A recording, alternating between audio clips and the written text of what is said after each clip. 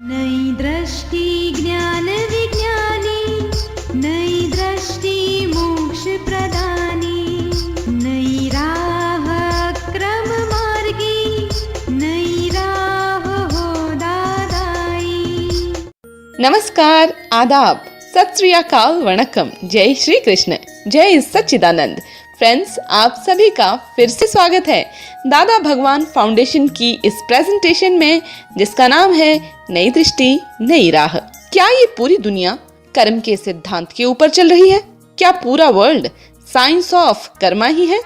आपने स्कूल में पढ़ा ही होगा, बड़े बड़े साइंटिस्ट ने भी कहा है, every action has got equal and opposite reaction.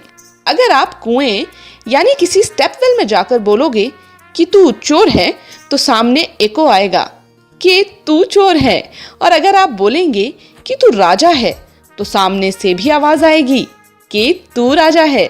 अभी डिसाइड दोस्तों हमें करना है कि हमें क्या सुनना है, चोर या राजा। तो चलिए आज हम समझते हैं कर्म के विज्ञान से जुड़े कुछ पहलुओं को हमारे चहेते आत्मज्ञानियों से। हम जो कर्म करते हैं तो कर्म कहाँ जाकर बंधता है, जिससे नेक्स्ट जन्म में उसी हिसाब से हमारा भाग्य बनता है। ये आम खाते हैं ना, तो उसमें वो रहता है ना सीड उसका, जैसे ये शरीर जो दिखता है वो कर्म फल है।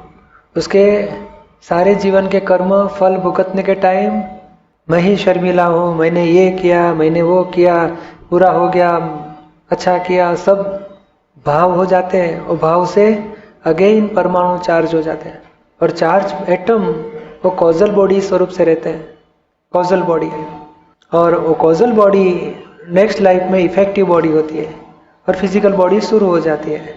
यानी एक लाइफ में ये कॉजल बॉडी में सब एटम कलेक्ट होके रेडी हो जाता है, और वही जब लास्ट बर्थ रहता है और लास्ट श्वास चलता है जब, तो उस टाइम पे आत्मा causal body and electrical body, ये फिजिकल बॉडी छोड़ के इलोंगेट होता है, जहाँ कॉजल बॉडी के हिसाब से माँ बाप मिल जाते हैं उसको, और बाद में वो गर्भ का स्थान पाने के बाद में ये फिजिकल बॉडी छोड़ देता है आत्मा, और कॉजल बॉडी गर्भ में जाके इफेक्टिव बॉडी में रूपांतर हो जाता है, और बाद में ग्रोथ होके होके बच्चा पैदा हो जाता है।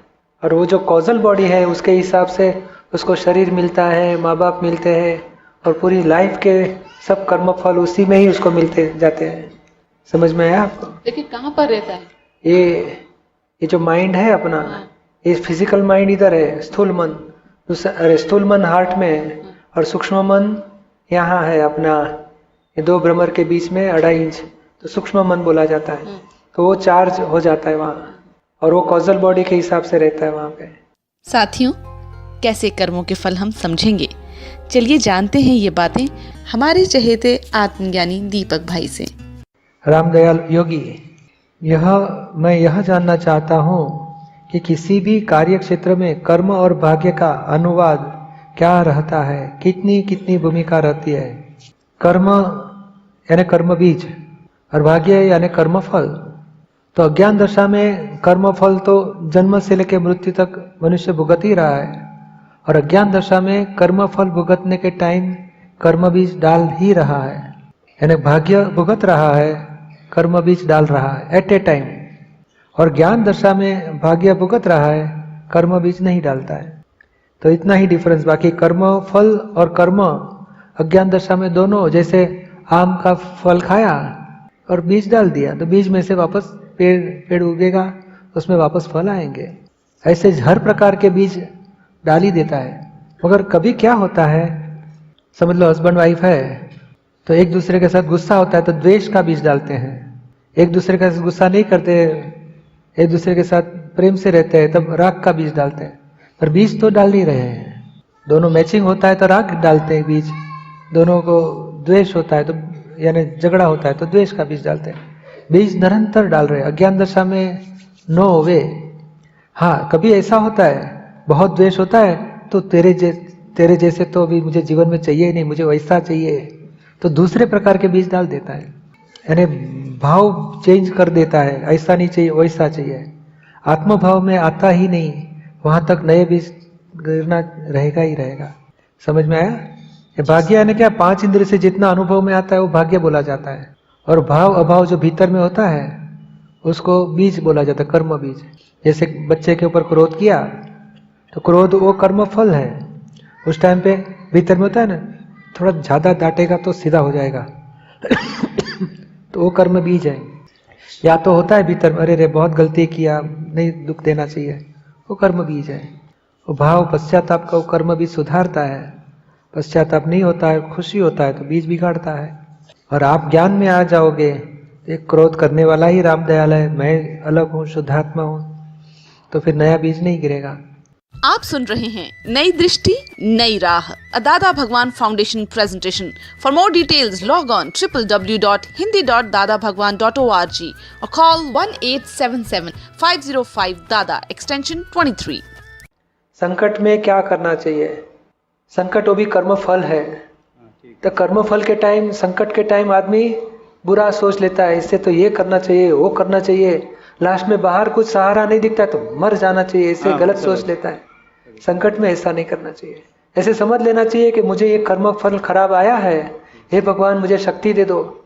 अब जो इष्ट देव मानते हैं, कृष्ण भगवान, राम भगवान, महावीर भगवान, जिसको मानते हैं, और नहीं समझ में आता है तो अंदर वाले भगवान को बोलो, शुद्ध आत्मा भगवान है।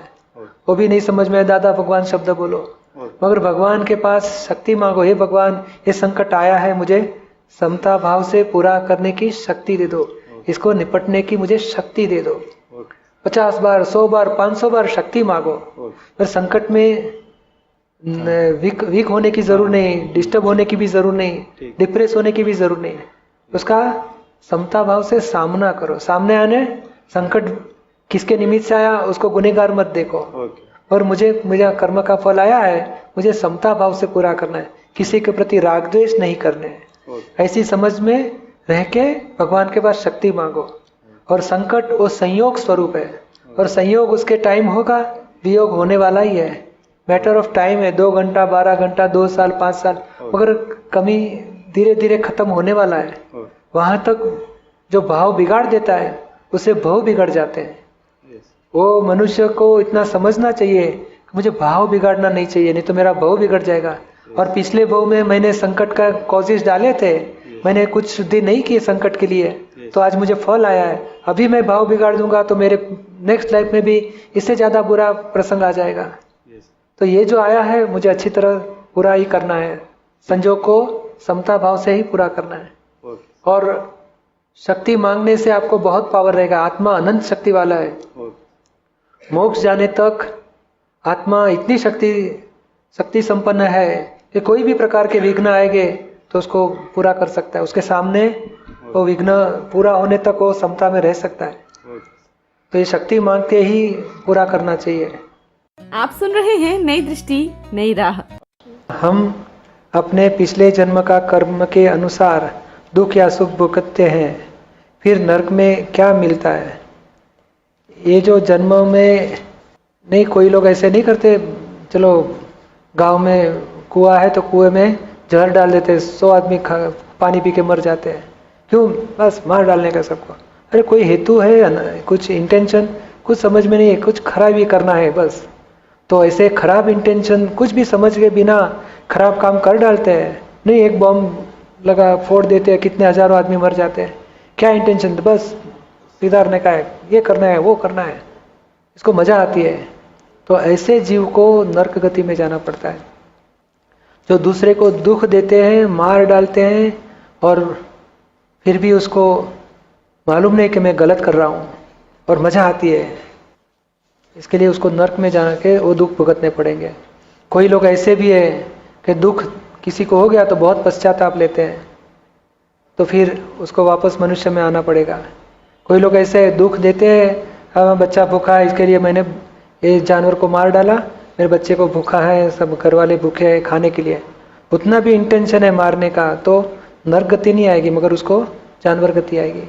और जो सारी जिंदगी दूसरे के सुख के लिए जीता है, ये संत नहीं, साईं बाबा जैसे है ना, जलाराम बाबा, सब सारी जिंदगी दूसरे के सुख के लिए संत पुरुष बोला जाता है, तो देव गति में जाते हैं।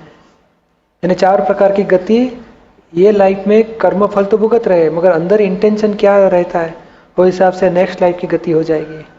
नर्क में पूरा करने के बाद फिर से मनुष्य वापस मनुष्य में आएगा, क्योंकि इधर उसने जो गलती की उसका दंड आ गया, बाकी का तो कर्म बाकी है, वो भुगतने के लिए वापस ह्यूमन में आएगा। अगर मुझे इस संसार में किसी के हिसाब वाले लेन देन बाकी है और इस बीच में मुझे ज्ञान मिल जाता है, तो ये कैसे चुकता होगा? ये जितने लेन देन बाकी है उसको ही चुकते करना है। लेन देन तो चुकते हो ही जाते हैं, वो चुकते करते करते नए लेन देन शुरू कर देते, वो गलती बंद करनी है। राग और द्वेष तो कर्म फल आते ही रहते हैं। आपने शादी की है, हाँ, तो हस्बैंड है, बच्चे हैं, सास ससुर है ना, तो ये सब कर्म फल है। पर कभी सास ने बोल दिया तो दुख हो जाता है, तो फिर माइंड में चालू हो जाता है, ऐसी है वैसी है, ये करना चाहिए, मैं तो काम नहीं करूँ, कुछ मन में चालू हो गया, तो वो नेक्स्ट लाइफ का सीड है। यानी हिसाब तो भुगत रहे, सास ने बोलना वो हिसाब पूरा हो रहा था, उस टाइम पे नया बांध लिया, तो नया स्टॉप करो, जुना तो पूरा हो ही रहा है। नहीं, अगर मेरे किसी को दुख देने का हिसाब है और मैंने ज्ञान ले लिया, तो उसको मैं दुख नहीं दे सकती।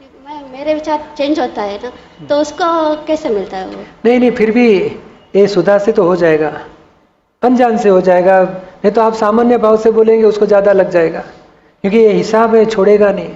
हस्बैंड वाइफ का, बच्चे माँ बाप का, सब सास बहू का हिसाब छूटेगा नहीं। पर हिसाब का जो फल आ रहा है उस टाइम पे आपको समझ रहेगी कि नहीं, ये क्यों हो गया, इसमें किसी की गलती नहीं है, सब निर्दोष है। और वो जागृति से आपको नए कर्म चार्ज नहीं होंगे, जुने तो हो ही जाएंगे। आपने, हाँ, अनजान से नहीं, जान। सुधा वो प्रकृति है और आप आत्मा हो, तो सुधा की प्रकृति से कुछ ना कुछ गलती हो ही जाएगी। क्योंकि ये ज्ञान लेने के बाद क्या होता है, ब्लंडर्स टूट जाते हैं, मिस्टेक रह जाती है, वो मिस्टेक निकलती जाएगी, तब तक कुछ ना कुछ दुख हो जाएगा, क्रोध भी हो जाएगा, इंसल्ट भी हो जाएगा, किसी का अपमान भी हो जाएगा, विषय विकार, सब कचरा निकलेगा। पर आपकी जागृति यानी आपके घर में प्रकाश शुरू हुआ, प्रकाश में आप कचरा देखेंगे, कचरे को साफ करने है, भी कचरा स्टॉप नहीं हो जाएगा। फिर हमारे हिसाब तो करते ही हैं, फिर नहीं, वो हिसाब नहीं बोला जाता। हिसाब तो एक दूसरे को दुख हो गया, आपसे क्रोध होके मम्मी को दुख हो गया, तो वो कर्म फल था। और क्रोध होने के बाद अंदर जो होता है भीतर में, अरे गुस्सा तो करना ही चाहिए, नहीं तो ये सुधरेगी नहीं, तो कर्म खराब हो जाता है। अथवा ऐसे हो गया कि नहीं, मैंने बहुत गुस्सा किया, इनको दुख दिया, माफ़ी मांगती हूँ, तो वो आपका कर्म चेंज होता है। और मैं शुद्धात्मा हूँ, सुधा गुस्सा करती है, वो जागृति रहेगी, तो नया कर्म चार्ज नहीं होएगा। और सुधा ने जो गुस्सा किया, तो सुधा को बोलने का माफ़ी मांगो, तो डिस्चार्ज कर्म भी वॉश आउट हो जाएगा। जो मेरे हिसाब है उसको मिलता है, वो मेरे दुख उसको मिलता है, मिलेगा, लेकिन मुझे टच नहीं होता है। आपको टच नहीं होगा। और वो दुख सुधा से किसी को हो गया, उसकी माफ़ी मांगनी पड़ेगी सुधा को, आपको नहीं मांगनी। आप तो शुद्धात्मा में रहेंगे, सुधा को बोलने का, सुधा माफ़ी मांगो, इनको दुख हो गया आपका व्यवहार से, तो माफ़ी मांगने से वो कर्म भी खत्म होते जाएगा, डिस्चार्ज कर्म भी खत्म हो जाएगा। समझ में आया? दोस्तों, आज हमने साइंस ऑफ कर्मा के बारे में समझा। जैसे कि हम सब ने साइंस में पढ़ा ही है कि कोई भी सिद्धांत या साइंटिफिक लॉ जो है वो नॉन कॉन्ट्राडिक्टरी यानी कि अविरोधाभासी होता है, और ये यूनिवर्सली सच भी है। जैसे कि 2H and 1O मिलेगा तभी पानी यानी कि H2O बनता है, which is true at any place and at any time. So हमारे प्यारे थिंकर्स यानी कि हमारे लिसनर्स, है ना ये सुपर डुपर सिंपल और instant formula for today's instant world. तो इसी के साथ आप हमें दें इजाज़त और हमारे प्रोग्राम नई दृष्टि नई राह से ऐसे ही जुड़े रहिए। अधिक जानकारी और फीडबैक्स के लिए नोट करें हमारी वेबसाइट hindi.dadabhagwan.org। यहाँ पर आप सेमिनार की information, books, audios, videos free of charge access कर सकते हैं और आप हमें ईमेल भी कर सकते हैं dadaonradio@us.dadabhagwan.org। हमें फोन करना ना भूलें 1877-505 दादा एक्सटेंशन 23। और आपका कलर्स आस्था टीवी एशिया पर भी आप हमारे प्रोग्राम्स का आनंद उठा सकते हैं। आज के लिए हमें दें इजाजत, कल फिर मिलते हैं इसी समय इसी जगह। तब तक के लिए स्टे इन प्रेजेंट। प्रत्यक्ष है ये ज्ञानी, प्रत्यक्ष है ये ज्ञानी।